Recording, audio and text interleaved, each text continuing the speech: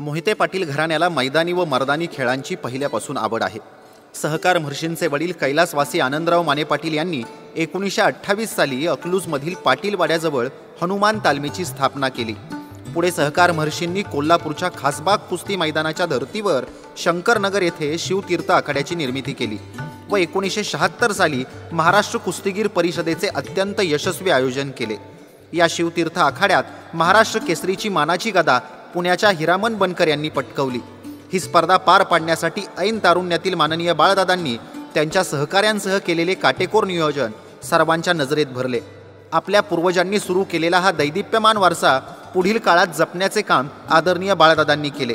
1989 साली सहकार महर्षी शंकरराव मोहिते पाटील जयंती समारंभ समितीची स्थापना होऊन कुस्त्यांचे आयोजन होऊ लागले।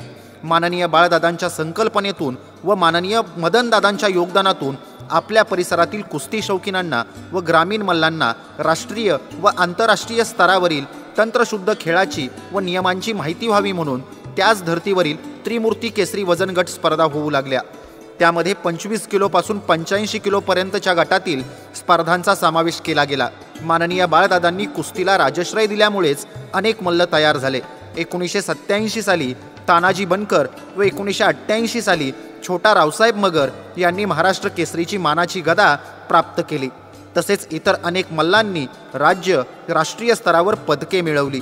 माननीय बाळदादांच्या अमृत महोत्सवानिमित्त तसेच माननीय मदनदादांच्या अमृत महोत्सवी वाटचालीनिमित्त दिनांक 29-30 नोव्हेंबर व 1 डिसेंबर 2023 रोजी या कालावधीत शिवतीर्थ आखाड्यावर कुस्ती स्पर्धेचे आयोजन करण्यात आले। त्यावेळी प्रमुख आकर्षण होते ते म्हणजे 1984 साली याच मैदानावर ज्या महान मल्लांनी नेत्रदीपक कुस्ती खेळली होती ते पद्मश्री अर्जुन पुरस्कार विजेते आंतरराष्ट्रीय मल्ल माननीय करतार सिंग व महाराष्ट्र केसरी आप्पा कदम। या कार्यक्रमामधून माननीय बाळदादांनी कुस्ती क्षेत्रासाठी दिलेले योगदान अधोरेखित होते।